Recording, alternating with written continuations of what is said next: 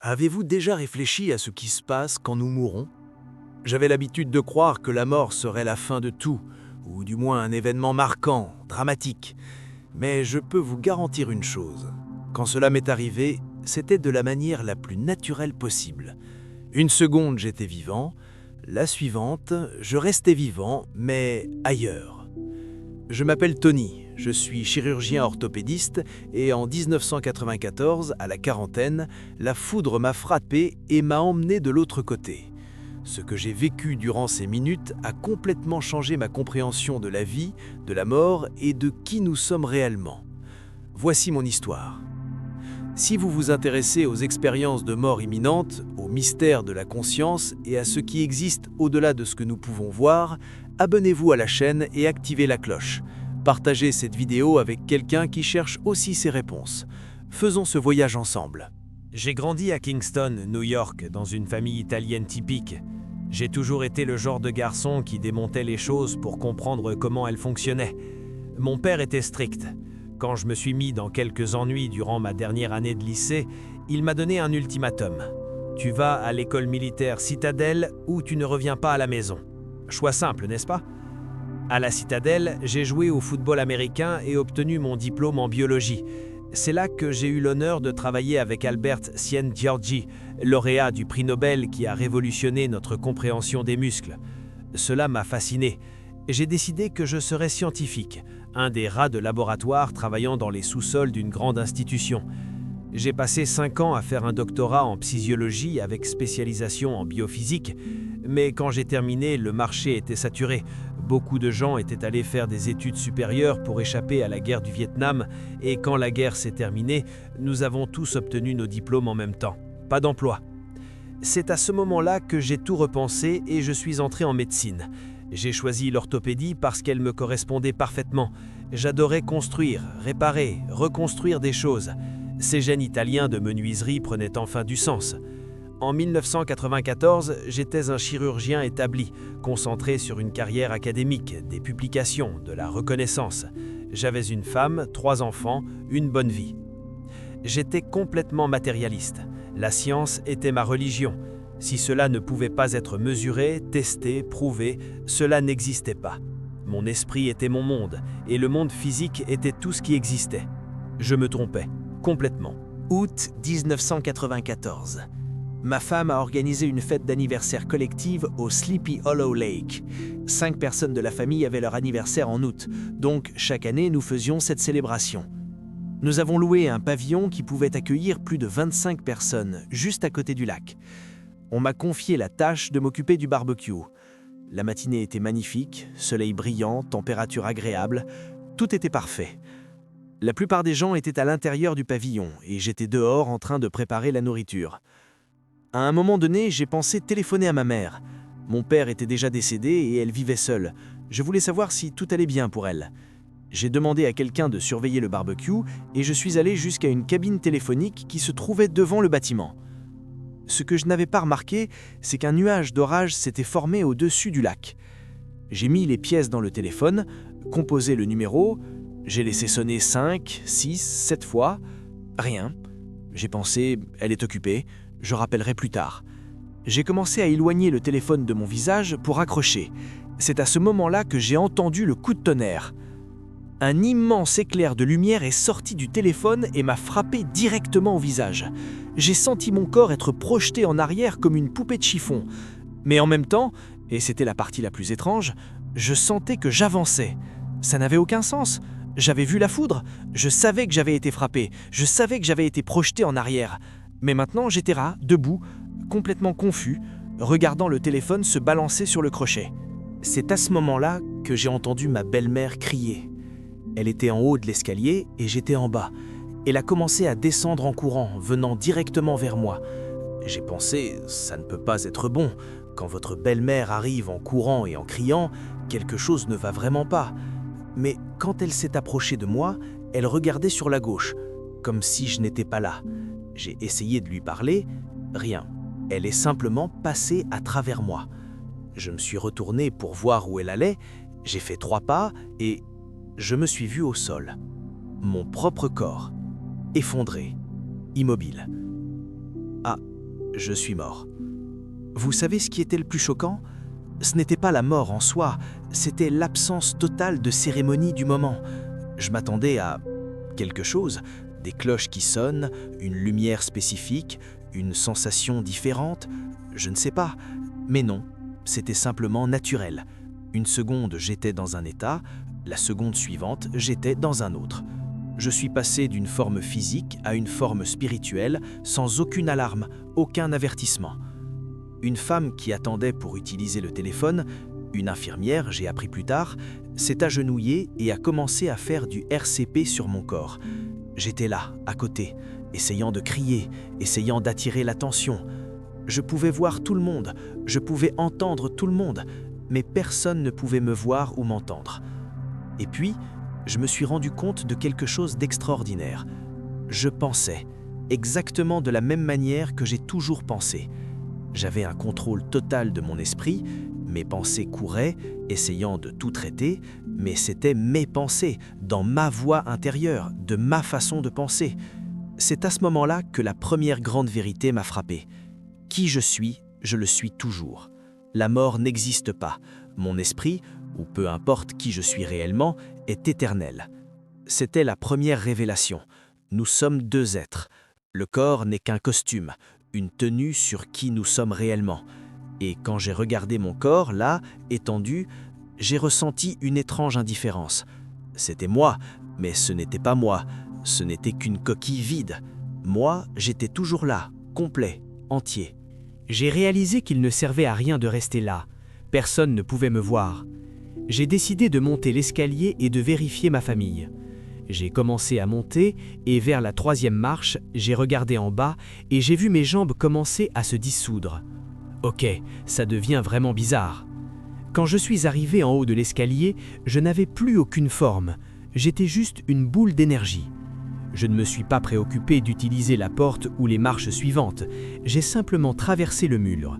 De l'autre côté, je suis sorti juste au-dessus de ma femme, qui était assise en train de peindre le visage des enfants. J'ai pris une photo mentale de tout, qui était là, quels enfants, comment les meubles étaient disposés, l'ordre des enfants dans la file. Cela est devenu important plus tard, quand nous avons comparé nos notes et que j'ai pu décrire tout en détail, preuve que j'étais vraiment là. J'ai continué à traverser cette pièce et je suis sorti par le toit. Et c'est là que les choses sont devenues vraiment intéressantes. C'était comme si j'étais tombé dans une rivière d'énergie positive pure. Une lumière blanc-bleutée émanait de cette énergie. Essayez d'imaginer une énergie entièrement composée d'amour et de paix. Il n'y avait pas d'autre émotion, il n'y avait pas d'autre sensation, juste ça, l'amour et la paix dans leur forme la plus pure et absolue. C'était écrasant, transcendant. À ce moment-là, j'ai compris, c'est l'énergie de Dieu, c'est ce qui crée tout, c'est la source. Jamais dans ma vie, avant ou après, je n'ai expérimenté quelque chose de semblable. Et vous devez comprendre, j'étais un scientifique sceptique, matérialiste. Mais cela ne laissait aucune place au doute. C'était réel, plus réel que tout ce que j'avais jamais expérimenté dans le monde physique. J'ai réalisé que j'étais emmené quelque part. J'ai commencé à voir un collage de moments de ma vie, haut et bas, traumatisme, réussite. Il n'y avait pas de jugement, juste les images qui défilaient. Je ne sentais pas que j'avais besoin d'explications, c'était simplement là. Je me suis abandonné à ce courant. Je ne savais pas où j'allais, mais j'étais excité. C'était plus qu'excitant, c'était l'extase, une sensation merveilleuse, indescriptible. Et puis, comme si quelqu'un avait appuyé sur un interrupteur, tout a changé. Soudain, je ressentais de la douleur, une douleur intense. J'étais de retour dans mon corps. Et je criais, mentalement, parce que mon corps ne répondait pas encore. Je criais à quiconque voulait écouter. « S'il vous plaît, ne me faites pas faire ça. Je ne veux pas revenir. » J'avais 3 enfants et une femme. J'aimais ma vie. Mais il n'y avait aucune comparaison avec ce que j'expérimentais hors de mon corps. C'était comme sortir du paradis et être jeté en enfer. Je suis passé de l'extase absolue à la douleur absolue. L'endroit où la foudre m'avait frappé au visage et où elle était sortie par mon pied brûlait comme 2 fers rouges. J'étais furieux, vraiment furieux. Je voulais rester où j'étais, mais j'ai rapidement réalisé que ce n'était pas mon choix. L'infirmière avait arrêté le RCP et était agenouillée à mes côtés. Il a fallu plusieurs minutes avant que je puisse ouvrir les yeux. Quand je les ai ouverts, tout était flou, hors de mise au point. Je voulais la remercier, mais ce qui est sorti de ma bouche était « Je suis docteur, tout va bien ». Quelle chose idiote à dire, n'est-ce pas? J'ai réalisé que je ne pensais pas correctement. J'ai décidé de me taire. Bien sûr, tout le monde est accouru. Ils ont appelé une ambulance, la police, mais je ne voulais pas passer 4-6 heures dans une salle d'urgence pour que quelqu'un me dise que j'étais vivant. J'ai demandé qu'on me ramène à la maison. J'ai appelé mes amis cardiologues et neurologues. Tous ont dit la même chose. Tu as eu de la chance d'être en vie. Mais je savais que ce n'était pas de la chance. C'était autre chose. Après l'expérience, j'avais peur d'en parler à qui que ce soit. Nous étions au début des années 90. Quelqu'un aurait pu appeler le conseil médical et dire que j'étais un peu fou, suggérant qu'il retire ma licence parce que je disais des choses sans sens. Alors j'ai gardé la bouche fermée. J'en ai parlé à quelques amis proches et à la famille, mais je n'allais pas m'exposer publiquement et être traité de lunatique. Mais quelque chose avait profondément changé en moi. Avant la foudre, je suivais le chemin de l'orthopédie académique. Je voulais publier des articles, être président de congrès, avoir de la reconnaissance. Soudain, rien de tout cela ne semblait important. J'étais perdu. J'ai commencé à me demander pourquoi ai-je vécu cela? Quel est le but? Des mois sont passés et j'étais dans une sorte de vide existentiel. Je faisais mon travail mécaniquement, mais je ne ressentais plus la passion. Quelque chose avait changé, mais je ne comprenais pas quoi. C'est à ce moment-là que quelque chose de complètement inattendu a commencé à se produire. Soudain, j'ai développé un désir insatiable d'écouter de la musique classique pour piano. C'était un changement radical pour moi. J'étais un enfant des années 60. Le rock and roll était pratiquement la seule chose qui existait dans mon monde musical. Mais maintenant, il y avait cette envie intense, presque désespérée de piano classique. Le sentiment était si fort que j'ai conduit jusqu'à Albany, la ville la plus proche qui aurait des CD de piano classique. Quand je suis entré dans le magasin, un CD a littéralement sauté de l'étagère dans mes mains. Vladimir Ashkenazy, jouant ses Chopin préférés. J'ai pensé, OK, je dois évidemment avoir ça. Je l'ai acheté et j'ai commencé à écouter. J'étais absolument captivé. Je ne pouvais pas m'arrêter. Je l'écoutais toute la journée, de manière répétée. Peu après, j'ai réalisé qu'écouter ne suffirait pas. Je devais apprendre à jouer. Cette musique devait sortir de moi. Mais il y avait un problème. Je n'avais pas de piano et je ne savais pas jouer. Le lendemain, et c'est vrai, je le jure, notre babysitter est apparu et a dit « Je déménage et j'ai un vieux piano droit que je veux garder. Puis-je le laisser chez vous pendant 1 an? » Coïncidence? Je ne crois plus aux coïncidences. J'ai commencé à essayer de m'enseigner. Quelques semaines plus tard, j'ai fait un rêve. Dans le rêve, je marchais sur une scène. Je me suis vu en train de jouer du piano dans une salle de concert. Mais pendant que je marchais vers moi-même, j'ai eu une prise de conscience profonde. Ce n'était pas la musique de quelqu'un d'autre, c'était ma musique. La musique avait une fin forte qui m'a réveillé brusquement. Il était 3h15 du matin. Je me suis assis au bord du lit et j'ai pensé « Laisse-moi essayer de jouer ça au piano ». J'y suis allé et j'ai commencé à tester différentes notes, essayant de reproduire ce que j'avais entendu. Mais je ne savais pas écrire de la musique, je ne savais pas jouer. J'ai abandonné et je suis retourné au lit. Mais à partir de ce moment, chaque fois que j'allais au piano, la musique du rêve commençait à jouer, dans ma tête, tout le temps. Et si je l'ignorais, elle commençait à jouer quand je ne le voulais pas, au milieu de chirurgie, quand j'essayais de me concentrer sur d'autres choses. Elle était trop puissante pour être ignorée. Le lendemain, j'ai trouvé un logiciel appelé Sibelius, essentiellement écrire de la musique pour les nuls. J'ai commencé à transcrire la musique du rêve. J'ai passé les 7 mois suivants complètement obsédé. Je me levais à 4h30 et pratiquais jusqu'à 6h30. Je travaillais 12, 14 heures. Je rentrais à la maison, mettais les enfants au lit et allais directement au piano jusqu'à minuit, 1h du matin. J'étais possédé par la musique. Rien d'autre n'importait. C'est à ce moment-là que quelque chose de complètement inattendu a commencé à se produire. Soudain, j'ai développé un désir insatiable d'écouter de la musique classique pour piano. C'était un changement radical pour moi. J'étais un enfant des années 60. Le rock and roll était pratiquement la seule chose qui existait dans mon monde musical. Mais maintenant, il y avait cette envie intense, presque désespérée de piano classique. Le sentiment était si fort que j'ai conduit jusqu'à Albany, la ville la plus proche qui aurait des CD de piano classique. Quand je suis entré dans le magasin, un CD a littéralement sauté de l'étagère dans mes mains. Vladimir Ashkenazy, jouant ses Chopin préférés. J'ai pensé, ok, je dois évidemment avoir ça. Je l'ai acheté et j'ai commencé à écouter. J'étais absolument captivé. Je ne pouvais pas m'arrêter. Je l'écoutais toute la journée, de manière répétée. Peu après, j'ai réalisé qu'écouter ne suffirait pas. Je devais apprendre à jouer. Cette musique devait sortir de moi. Mais il y avait un problème. Je n'avais pas de piano et je ne savais pas jouer. Le lendemain, et c'est vrai, je le jure, notre babysitter est apparu et a dit « Je déménage et j'ai un vieux piano droit que je veux garder. Puis-je le laisser chez vous pendant 1 an? » Coïncidence? Je ne crois plus aux coïncidences. J'ai commencé à essayer de m'enseigner. Quelques semaines plus tard, j'ai fait un rêve. Dans le rêve, je marchais sur une scène. Je me suis vu en train de jouer du piano dans une salle de concert. Mais pendant que je marchais vers moi-même, j'ai eu une prise de conscience profonde. Ce n'était pas la musique de quelqu'un d'autre, c'était ma musique. La musique avait une fin forte qui m'a réveillé brusquement. Il était 3h15 du matin. Je me suis assis au bord du lit et j'ai pensé « Laisse-moi essayer de jouer ça au piano ». J'y suis allé et j'ai commencé à tester différentes notes, essayant de reproduire ce que j'avais entendu. Mais je ne savais pas écrire de la musique, je ne savais pas jouer. J'ai abandonné et je suis retourné au lit.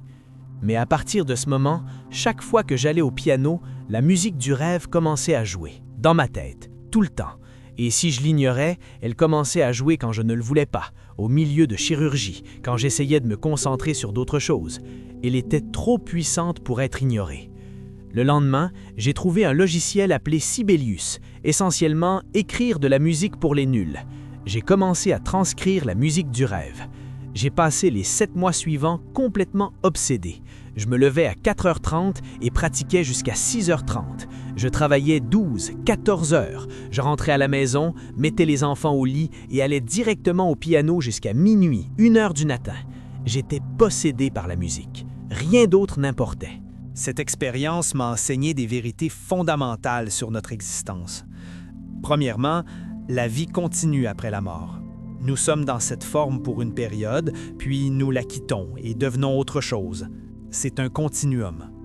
Votre esprit continue, vous passez par une évolution d'apprentissage et des phases de guérison, en comprenant ce que vous avez expérimenté dans cette vie et ce sur quoi vous allez travailler dans la prochaine.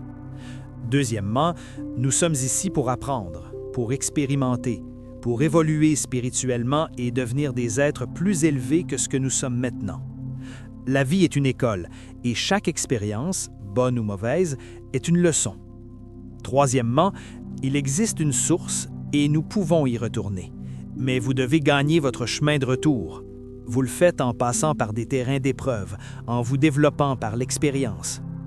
Il y a 2 polarités, positive et négative.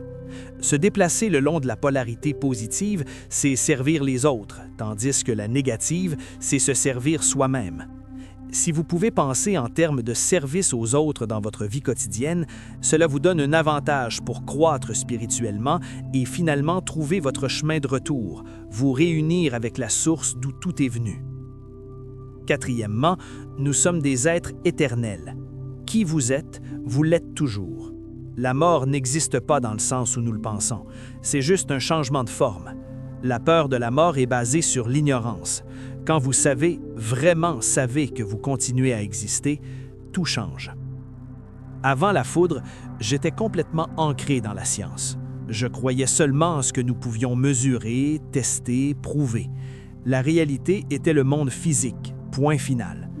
Maintenant, je comprends complètement qu'il y a beaucoup plus dans notre existence que nous n'en avons la moindre idée. Ma carrière a changé. Cette obsession pour la reconnaissance académique s'est évaporée. Je continue à être chirurgien, je continue à aider les gens, mais mon but a changé. Ce n'est plus à propos de moi, c'est à propos de servir. La musique est devenue ma 2e langue, ma façon de me connecter à cette énergie divine que j'ai expérimentée. Quand je joue, pendant quelques moments, je suis de retour dans cette rivière d'amour et de paix. C'était le plus grand cadeau que j'ai jamais reçu. J'ai eu l'opportunité de voir ce qui se passe après la mort, et je peux vous dire avec une certitude absolue, la mort ne doit pas être crainte. C'est juste un changement de forme. Vous existez toujours en tant que qui vous êtes et serez toujours. Si tout le monde pouvait expérimenter cela avant de mourir, il aurait une perspective complètement différente sur la vie et sur ce que nous faisons ici. Cela changerait tout. Cela changerait la façon dont nous nous traitons les uns les autres, cela changerait nos priorités, cela changerait ce que nous valorisons. Parce que quand vous savez, pas croyez, mais savez que nous sommes des êtres éternels, qu'il existe une source d'amour inconditionnel qui nous attend, que nous sommes tous connectés par cette énergie divine, vous ne pouvez plus vivre de la même façon. Chaque moment devient précieux, chaque personne devient sacrée, chaque choix compte parce que vous construisez qui vous êtes éternellement. Cette expérience n'était pas seulement la mienne, c'était un cadeau que je dois partager, parce que si mon histoire peut aider une personne à avoir moins peur, à vivre avec plus d'amour, à comprendre son but, alors chaque seconde de douleur que j'ai ressentie en valait la peine. Nous sommes bien plus que ce que nous pensons. Nous sommes éternels, nous sommes aimés et nous retournons tous à la maison. Si cette histoire vous a touché d'une manière ou d'une autre, laissez un commentaire partageant votre perspective sur la vie après la mort. Avez-vous déjà eu une expérience similaire? Abonnez-vous à la chaîne pour plus de récits de EMI et d'exploration sur la conscience et la spiritualité. Et partagez cette vidéo, nous ne savons jamais qui a besoin d'entendre ce message aujourd'hui. À la prochaine vidéo et rappelez-vous, vous êtes éternel.